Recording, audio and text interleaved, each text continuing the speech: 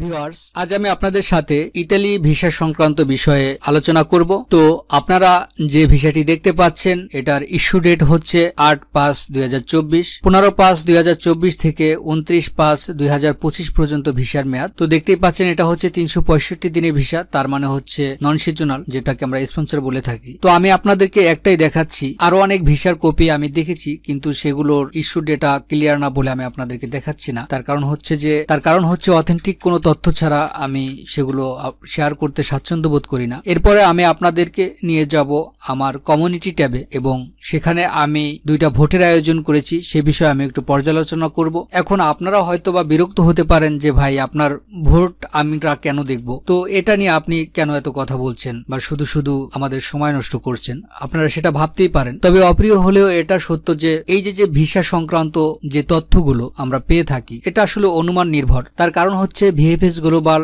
Italy embassy কখনোই এ সংক্রান্ত data তারা প্রদান করে না যে আমরা অথেন্টিক কোনো তথ্য পাবো, যে কতগুলো ভিসা পেলো, কোন ক্যাটাগরি পেলো। এগুলো আমাদের কমিউনিটির উপরেই নির্ভর করতে হয়। তো সেক্ষেত্রে আপনি হয়তোবা অনেক গ্রুপের সাথে যুক্ত থাকতে পারেন, সেখানে যদি কেউ পার্সোনালি ভিসা পায় এবং সে শেয়ার করে যে না আমি ভিসাটি পেয়েছি, সেটা অথেন্টিক সত্য। তবে যদি ব্যক্তিগতভাবে আমার মতো কেউ একজন কন্টেন্ট ক্রিয়েটর বা যে কেউ প্রতিদিন ভিসার আপডেট দেয় বা হয়তোবা সে জানায়, আসলে আমি মনে করি সেটা অথেন্টিক না। তার কারণ হচ্ছে যে সেই তথ্যগুলো কোথায় পেল? যেখানে ভিএফএস গ্লোবাল ইতালি এম্বাসি তাদের ডাটা প্রদান করে না, সেখানে সেই তথ্যগুলো কোথায় পায়? সেটা অথেন্টিক না। তবে পার্সোনালি আপনারা যে মতামত দেন ইন্ডিভিজুয়ালি কোনো ব্যক্তি হিসেবে, সেটা অথেন্টিক। এবং সেই সুবাদে আমি আমার কমিউনিটি ট্যাবে 2টি ভোটের আয়োজন করেছি যাতে আমরা একটা ধারণা করতে পারি। তো আমার প্রথম যে ভোটের আয়োজনটা করেছি সেটা হচ্ছে যে 2024 সালে কে কোন ক্যাটাগরিতে ইতালি ভিসা পাইছেন। এখানে 55 জন আনসার দিয়েছেন। 1 নাম্বার অপশনটা ছিল এগ্রিকালচার মানে সিজনাল, এখানে 55% পাইছেন।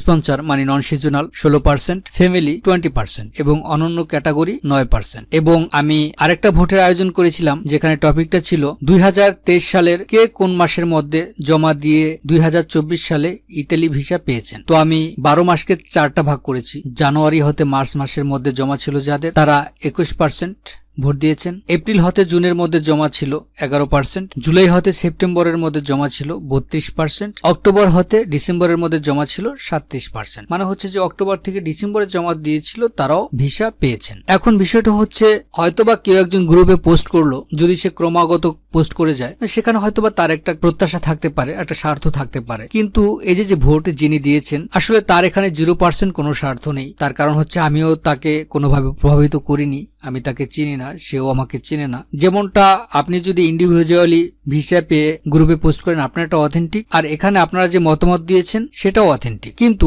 আমি যদি ভিসা সংক্রান্ত তথ্য দিয়ে থাকি, যেখানে আমি বলে থাকি এতগুলো ভিসা পাইছে, এতগুলো রিজেক্ট হয়েছে, এই হয়েছে সেই হয়েছে, সেটা অথেন্টিক না। তার কারণ হচ্ছে যে এই ডাটাগুলো আমি কোথায় পেলাম? এটা কারোর পক্ষে পাওয়া সম্ভব না, এটা উন্মুক্ত না। তো ভিউয়ার্স, আমি আপনাদেরকে আরেকটা কথা বলবো, আপনারা যদি কেউ ভিসা পান সেটা আপনারা শেয়ার করবেন, তবে সেক্ষেত্রে আপনারা অবশ্যই সবকিছুই আংশিক ব্লার করে দিবেন, শুধুমাত্র ইস্যু ডেটটা যাতে পুরোপুরি দেখা যায়। এটা হলে হবে কি, সবাই একটু আশ্বস্ত হতে পারবে যে ভিসা ইস্যু হচ্ছে, হয়তো বা আমারটাও হবে বা একটা সমাধান হবে, জাস্ট এটাই, আর কিছু না। তো ভিউয়ার্স, এই ছিল আজকের পর্যালোচনা। আপনারা চাইলে চ্যানেলটি সাবস্ক্রাইব করে রাখতে পারেন, এবং আমার কমিউনিটিতে আমি আরো অনেকগুলো ভোটের আয়োজন করেছি।